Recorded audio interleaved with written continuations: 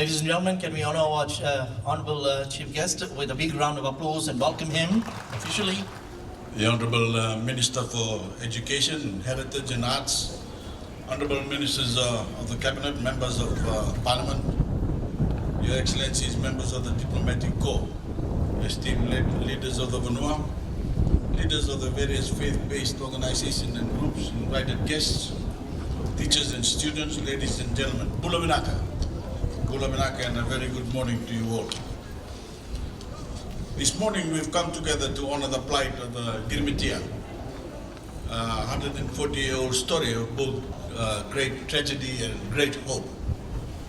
We're joined by students, teachers, musicians, by dancers and performers hailing from all throughout Fiji, gathered today to mark this Girmit Remembrance Day with artistic expression, with prayer and with deep historic reverence. On 14th of May, to be exact, 1879, Fiji saw the arrival of the Leonidas, a ship that had traveled many thousands of kilometers from British India, a more than 3-month journey that endured crashing sea waves, disease, and even death, to finally anchor in Lebuka. On board, the ship carried with her some 500 men, women and children, taken from their homes with the promise of a better life awaiting them in Fiji. Many of them had bargained for a far shorter journey as they had been misled by the tricks and lies of those who had brought them to Fiji.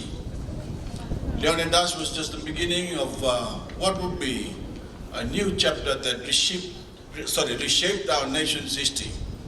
Dozens of such ships that would come and go over the decades to follow, and with them, nearly 61,000 indentured laborers.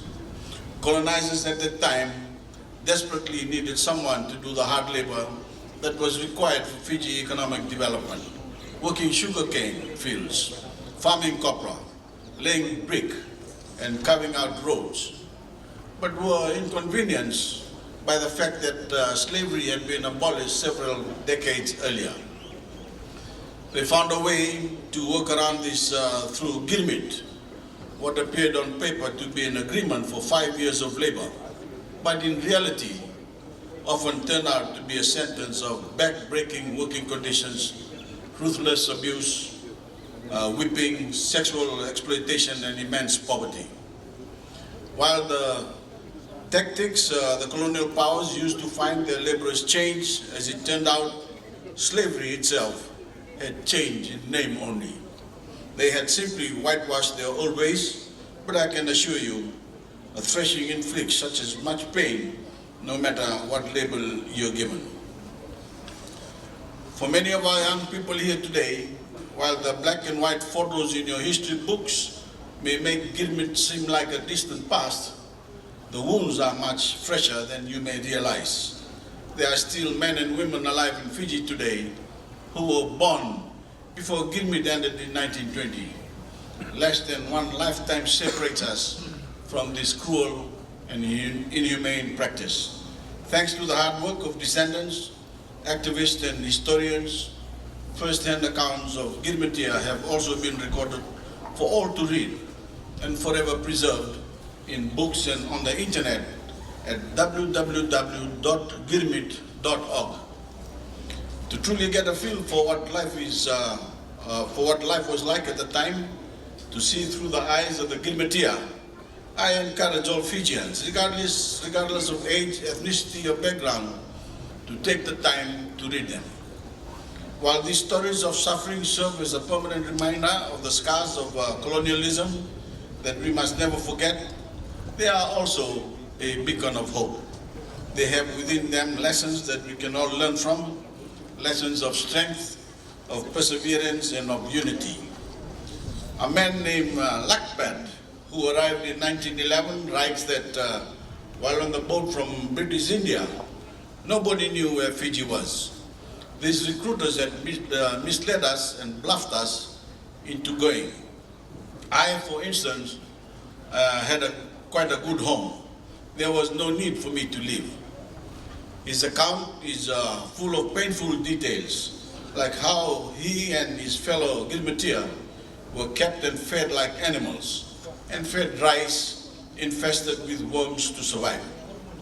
Yet another girmitya, Gafur, who arrived in 1902 and was indented in Lambasa, painted a very different picture than what we'll witness through today's artful performances here at Albert Park, noting that we did not have dances or poetry readings.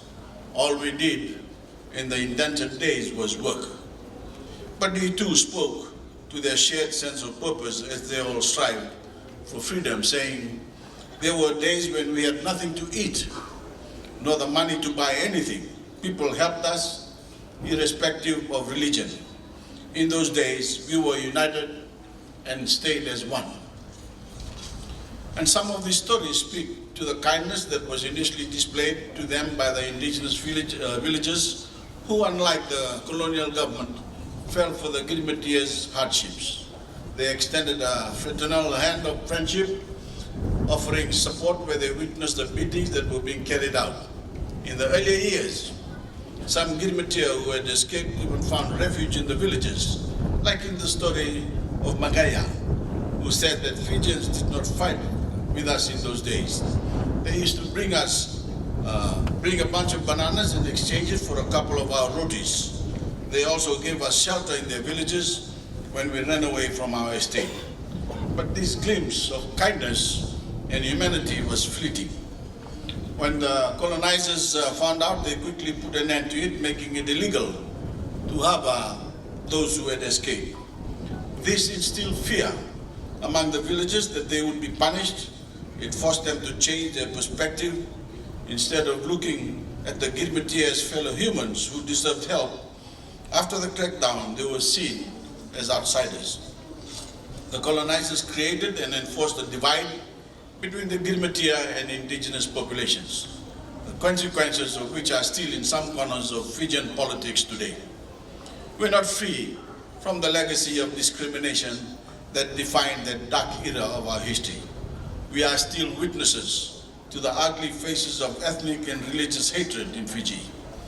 Those voices may have been pushed to the fringes of our society, but they have not disappeared. And we must remain vigilant to ensure those old forces never creep back into the mainstream of our national life.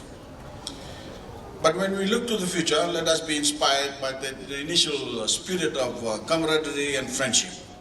That kinship is humanity in its best and rawest form, and it's what we must be guided by as we move ahead. At last week's ADB annual meeting in Nandi, we had thousands of delegates come from all over the world, getting their first glimpse of Fiji and at Fiji. To give them the context of Fiji's cultural mangi-mangi, the many individual threads that come together to form a strong and singular national identity, we set up a full display with large photos and stories of the girmitya, printed out for all to see. In between the bustle of meetings taking place, it was incredible to see bankers, investors, and political leaders stop for a moment and read these stories, pausing in humble reflection of just how Fiji has come. But while we showcase the story of the girmitya to the world at the ADB meeting, it's a shame that so many in Fiji are just now hearing the stories that I've brought with me this morning for the very first time. Only because I'm standing here as your Prime Minister telling you them in person. For far too long, the history of the girmitya languished on the sidelines of Fijian history. Fijian students did not enjoy the same access or quality of education that we are blessed with today. And even for those who had underwent a formal education, our curriculum included little or no teaching at all on Girmit. That's another lesson that we can take from today. As the girmitya saw education as the best way to ensure that they and their children and their grandchildren would never endure the same oppression that they did. That's why so many of our schools throughout Fiji, schools that still exist to this day, founded by Girmitya forefathers. Because while they may have been illiterate and lacked formal education themselves, they were wise beyond measure and knew that an investment in our future generations would pay off years to come.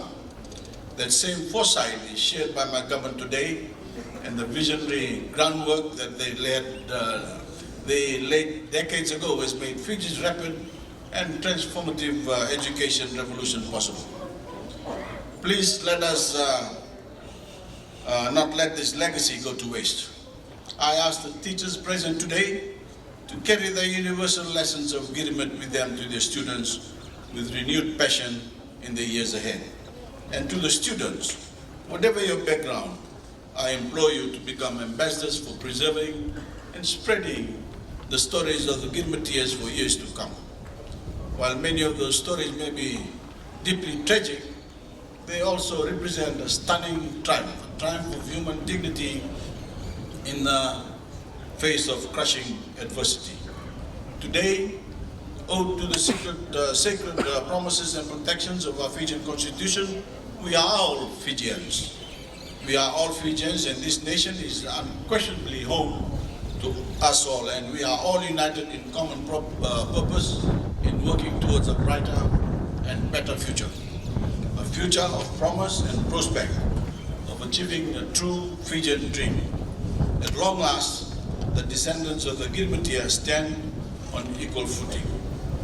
Fiji is their home, a home that cannot be taken away from them. They are part of our national fabric through a combination of circumstances and ingenuity. Descendants of the girmitya have gone on to adapt a blended language and culture seen nowhere else in the world, with Fiji-Hindi taught as compulsory education in our schools.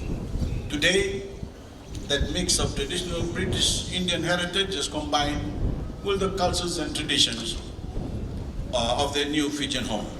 And that Indo-Fijian culture can be seen on full display here on this 140th Girmit Remembrance Day celebration. And it is an integral part of our modern Fijian society. Let us use today's commemoration as a celebration of what the girmitya endured, what they contributed to our society, our economy, and our culture, and what we can achieve together, working hand in hand as we continue to progress Fiji forward. Bilang Pangalawa, I thank you.